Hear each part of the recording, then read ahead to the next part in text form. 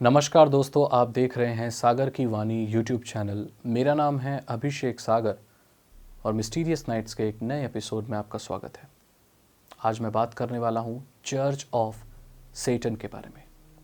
सेटन को समझने में आज मैं आपकी मदद करने वाला हूँ और मैं बताने वाला हूँ कि इस दुनिया में अगर सेटन है तो फिर वो क्या है, सेटनिज्म से लोग क्या समझते हैं और वो रियलिटी में क्या है। इस चीज़ के बारे में मैं बात करने वाला हूँ। ये लोग क्या चाहते हैं और चीज़ों को कैसे कंट्रोल करते हैं। इसकी शुरुआत 1966 से हुई थी, चर्च ऑफ सेटन, जिसका मेन मैं कहूँगा लीडर था एंटोन लेवे। इस दुनिया का सबसे बड़ा सेटनिस्ट कहा जाता है इसको, क्योंकि 1966 से जो इसने लिटरेचर लिखना शुरू किया। और मैं आपको बता दूं कि ये सेटनिज्म जो पूरा रिलीजन है, ये जो लोग हैं, कल्ट है, ये एग्जैक्टली 57 ईयर्स ओल्ड है according to Anton lavage work. क्योंकि एंटोन लेवे ने 1966 से ये चीज़ लिखनी शुरू की थी, उस चीज़ को 57 ईयर्स हो चुके हैं।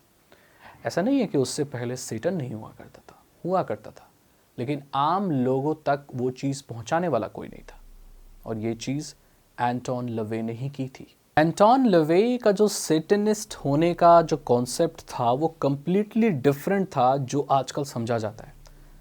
उसका ये मानना था कि सेटन कोई एक डेइटी नहीं है, कोई एक देवता नहीं है, वो सिर्फ एक आइडिया है, वो एक आइडियोलॉजी है। वो आइडियोलॉजी ये कहती है कि इंसान की भूख होती है, उसको पूरा कीजिए आप। आपसे ऊपर कोई नहीं है, स्वयं आप ही ईश्वर हैं, ये कहता था वो। उसका ये मानना था कि भगवान जैसी कोई चीज़ नहीं होती, और जो सेटन है और जो शैतान है वो एक डेटी, एक देवता ना होकर एक आइडिया है कि आपकी भूख, फ्लैश की, मांस की भूख, फ्लैश की प्लेजर्स, आप समझ रहे होंगे मैं क्या कह रहा हूँ, उसको आप फुलफिल कीजिए। ईश्वर इंसान के द्वारा बनाया गया एक इमेजिनरी क्रिएचर है। दोस्तों, ये सुनने में बहुत खराब लगता है, लेकिन ये जो सेटनिस्ट लोग हैं वो ईश्वर को नहीं मानते, वो ऐसी किसी भी डेटी को नहीं मानते जो उनसे सुपीरियर है। इस चीज़ का खुलासा मैं आगे करूंगा कि रियलिटी क्या है। उनका ये मानना है कि आपको जो मन करता है आप वो कीजिए, जिसमें खुशी मिलती है वो कीजिए, आपसे ऊपर कोई नहीं है। और जो लोग भगवान में विश्वास रखते हैं, उन्होंने भगवान को अपने मन से बनाया है, वो उनकी रचना है। असल में भगवान नहीं होता, आप ही भगवान हैं। जो मन चाहे वो कीजिए। इंसानों की ये आदत है, उनका ये मानना है, इंसानों की ये आदत है कि वो अपने एक सुपीरियर बीइंग को बनाएं और उसकी पूजा करें। इंसान इस चीज के साथ बिल्कुल नहीं रह सकता कि उसके ऊपर कोई है ही नहीं, उससे सुपीरियर कोई है ही नहीं। इसलिए आपने देखा होगा जितने भी शैतानी प्रवृत्ति के लोग होते हैं वो भगवान में विश्वास नहीं करते, अंदर ही अंदर उन्हें भगवान पर विश्वास नहीं होता। इंसानों को वो कर्नल बीस्ट कहता था, यानी कि एक ऐसा बीइंग जो अपनी ज़रूरत के लिए कुछ भी करता है, जो सिर्फ अपने बारे में सोचता है, जो मेटीरियलिस्टिक चीज़ों के पीछे भागता है और अपनी भूख मिटाता है, उसके अलावा और कुछ भी नहीं, जो मेरली ह्यूमन है, जो इंसान ही नहीं है। अगर आपने मेरी बातों पर ध्यान दिया होगा तो आपको ये पता चल गया होगा, ये सारी बातें ईश्वर से दूर करने की बातें। आप किसी भी भगवान में विश्वास करते हो, मैं आपको बता दूं, हर जगहों पर, हर रिलीजन पर, हर लोगों पर, सब अपने ईश्वरों पर विश्वास करते हैं। भगवान, ईश्वर जो भी हैं आपको बनाने वाले, जिन्हें भी आप मानते हैं, वो सब एक ही है। वही है जो इस दुनिया में लोगों को लाते हैं, सारी चीज़ें होती हैं। वो बोलते हैं कि एक पत्ता भी ईश्वर के बिना नहीं हिलता। तो हम लोग आस्तिक लोग हैं, लेकिन ये लोग बहुत अलग हैं। इनके बिलीव्स, अगर आपने एंटोन लेवे के बिलीव्स को क्लोजली ऑब्जर्व किया होगा तो ये वही चीज़ें हैं जो सेटन करवाना चाहता है। आपको मालूम होगा, सेटन, लूसीफर, जो लोग सेटन को लूसीफर या डेविल को लूसीफर करते हैं, वो कहीं ना बोलते हैं, जो वो कहीं ना कहीं उसको ग्लोरीफाई कर रहे होते हैं। क्योंकि मैं आपको बता दूं, लूसीफर द मॉर्निंग स्टार, उसको तब कहा जाता था जब ईश्वर के साथ उसने बगावत नहीं की थी।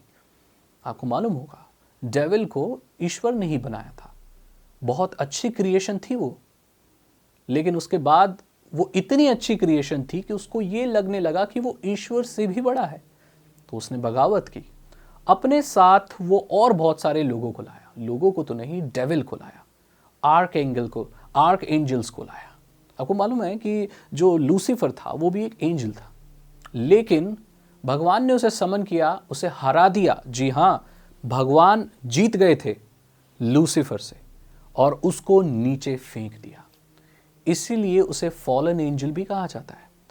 वो अकेले नीचे नहीं आया था, मैं आपको बता दूं, वो अपने साथ डीमंस की फौज लेकर आया था। और जो आप देखते हैं कि लोग लूसीफर की पूजा करते हैं, वो एक्चुअली उस लूसीफर की पूजा करते हैं जो बगावत से पहले का था। रियलिटी ये है कि लूसीफर बुरा है, वो डेविल है, वो सेटन है, और इसीलिए तो उसे नीचे फेंक दिया गया।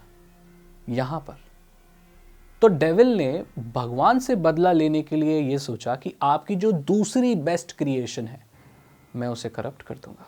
भगवान की दूसरी बेस्ट क्रिएशन कौन सी है? इंसान। और डेविल डीमंस के साथ यहां पर आया था। जो आप देखते हैं ना, ये शैतान की पूजा होती हैं, सैक्रिफाइसेस होते हैं। आपको क्या लगता है, क्या ये लोग डेविल की पूजा कर रहे हैं? जो भी काला जादू हो रहा है, ब्लैक मैजिक हो रहा है, ये जो आत्माएं हैं जो घूम रही हैं, जो बहुत पावरफुल और नेगेटिव आत्माएं हैं, क्या ये डेविल है? नहीं, ये डीमंस हैं। जो आम लोग हैं जो काला जादू करते हैं, वो डेविल की पूजा नहीं कर रहे होते, वो एक्चुअली उन डीमंस की पूजा कर रहे होते हैं जो लूसीफर के साथ नीचे आया था। और ये बहुत सारे थे, ये एक नहीं थे, ये हजारों लाखों की तादाद में थे ये। अब ये जो डीमंस होते हैं, ये हाईली इन्फ्लुएंशियल लोग, या जिनके मन में जो लोग भगवान को नहीं मानते, ये उनको आइडेंटिफाई कर लेते हैं। इसलिए आपने देखा होगा इस सेटनिज्म में, सेटन की पूजा करने में, चर्च ऑफ सेटन, ये साइंस, ये गोट मास्क पहनना और इस तरह के सिंबल्स दिखाना, ये ज़्यादातर वो लोग करते हैं जो ज़्यादा इन्फ्लुएंशियल होते हैं। भारत में भी ऐसे बहुत सारे रैपर हैं जो फॉरेन कंट्रीज़ में कॉन्सर्ट करने गए थे, और ये जो सेटनिस्ट लोग हैं उन्होंने उनको बुलाया था। आपने उनके इंटरव्यू में भी सुना होगा। मैं एक इंडिया का बहुत ही पॉपुलर रैपर है जो अभी वापस आया है, मैं उसका नाम नहीं लेना चाहता, लेकिन सेटनिस्ट लोगों ने उसे अप्रोच किया था। वो उसे ऐसी जगह लेकर गए थे जो इस दुनिया की लग ही नहीं रही थी। मैं आपको बता दूं, चर्च ऑफ सेटन में ईश्वर नहीं होते। बहुत सारे लोग ये मानते हैं कि ईश्वर हर जगह होते हैं, लेकिन जो रियलिटी वो ये है कि सेटन के चर्च में ईश्वर नहीं होता। वो दुनिया की लगती ही नहीं है जगह, इस दुनिया की ही नहीं लगती। और ये बात मैं नहीं कह रहा हूँ, ये खुद उस रैपर ने कहा। उन्होंने कहा, आपको क्या चाहिए, आप क्या अचीव करना चाहते हैं, हमारे लोग आपकी मदद करेंगे। हमारे लोग? कौन लोग? कौन है वो लोग? दोस्तों, ये वही इन्फ्लुएंशियल और अमीर लोग हैं जो डीमंस की पूजा करते हैं। डीमंस उन्हें फुसला लेता है, बहका देता है कि अगर तुम वो करोगे जो हम कहते हैं तो तुम्हें वो मिलेगा जो तुम चाहते हो। क्योंकि सेटनिज्म का पूरा कॉन्सेप्ट ही मेटीरियलिस्टिक चीज़ों का है, स्पिरिचुअलिज्म का नहीं है। तो अगर आपको भक्ति भावना, भगवान पे विश्वास चाहिए, तो आपको दरिद्रता भी मिलेगी। ऐसे बहुत सारे लोग हैं जो गरीब हैं लेकिन भगवान में विश्वास रखते हैं, और ऐसे बहुत सारे लोग हैं जो भगवान में विश्वास नहीं रखते और अमीर भी हैं। बाद में उनका क्या होता है ये आप भी जानते हैं। डीमंस के साथ और सेटन के साथ कॉन्ट्रैक्ट करने का और अपनी आत्मा बेचने का क्या परिणाम होता है आप भली भांति जानते हैं, मुझे बताने की ज़रूरत नहीं है।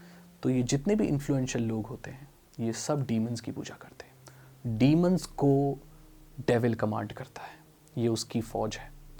तो दोस्तों, आपने देखा होगा वेस्ट में भी, रैपिंग की दुनिया में, इंडस्ट्री में, एंटरटेनमेंट इंडस्ट्री में ऐसे बहुत सारे आर्टिस्ट थे जो दिखने में बहुत नॉर्मल थे, बहुत क्यूट दिखते थे, बहुत अच्छे आकर्षक दिखते थे, लेकिन अचानक से उन्हें कुछ हुआ कि वो गायब हो गए।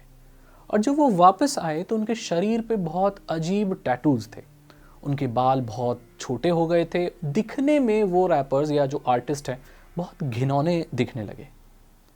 अब कोई भी इंसान आकर्षक दिखना चाहता है और एंटरटेनमेंट इंडस्ट्री में तो सब दिखना चाहते हैं। ऐसी क्या वजह रही कि वो इंसान ने अपना लुक इतना खराब कर लिया? दोस्तों, ये वजह है सेटनिज्म। दरअसल ये लोगों को इस्तेमाल करते हैं डीमंस या ये इन्फ्लुएंशियल लोग अपना मैसेज पहुंचाने के लिए। चाहे आप मूवीज़ देख लो, रियलिटी शोज़ देख लो, इनके कॉन्सर्ट देख लो, आपको साइंस मिलेंगे सेटनिज्म के। इनके शरीर पे सेटन के टैटूज होते हैं, इनके कॉन्सर्ट में बैनर लगाए जाते हैं, ये लोग प्राइवेट पार्टीज़ करते हैं जिस पे वो सारी चीज़ें होती हैं जो सेटनिज्म का कॉन्सेप्ट कहता है, एंटोन लेवेई वाला। आपकी फ्लैश की भूख है, आपकी जो भी डिज़ायर्स हैं आप पूरा कीजिए, ईश्वर जैसी कोई चीज़ नहीं होती। ये सारा सिलसिला वहीं चलता है और इसी के साथ सिलसिला चलता है काले जादू का।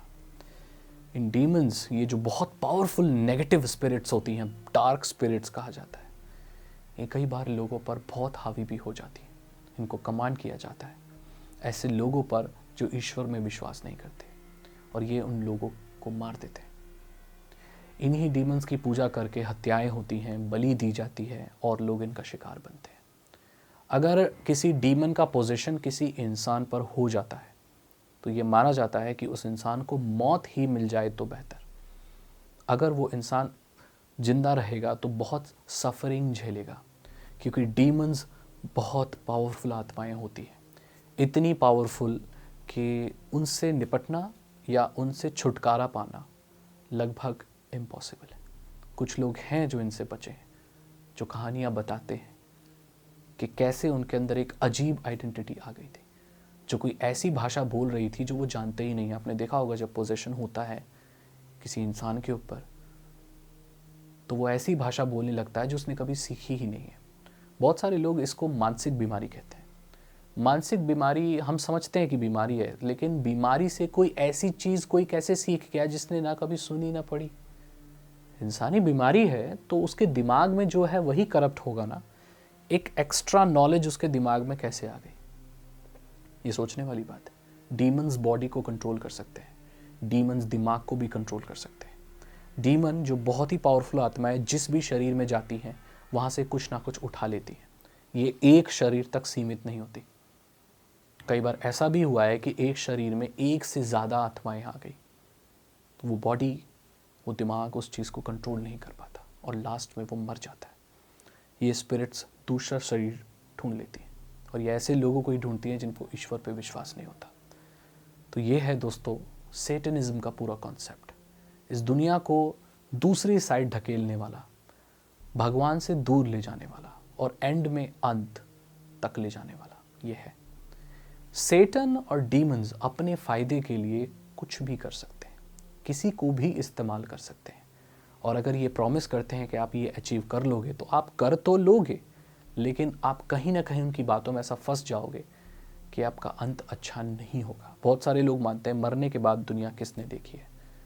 ऐसी बहुत सारी सभ्यताएं जो मानते हैं कि हमारा जो ये जीवन है पृथ्वी पे, ये सिर्फ एक कड़ी है बहुत ही गहरी और बड़ी चीज़ों की जो हम अभी नहीं समझ पाए। तो उस कड़ी के लिए, आगे के लिए हमें ईश्वर पर विश्वास रखना चाहिए। इसी के साथ मैं इस एपिसोड को ख़त्म करना चाहूँगा। आशा करता हूँ आपको ये एपिसोड अच्छा लगा होगा। मैं मिलता हूँ आपसे अगले एपिसोड में। नमस्कार।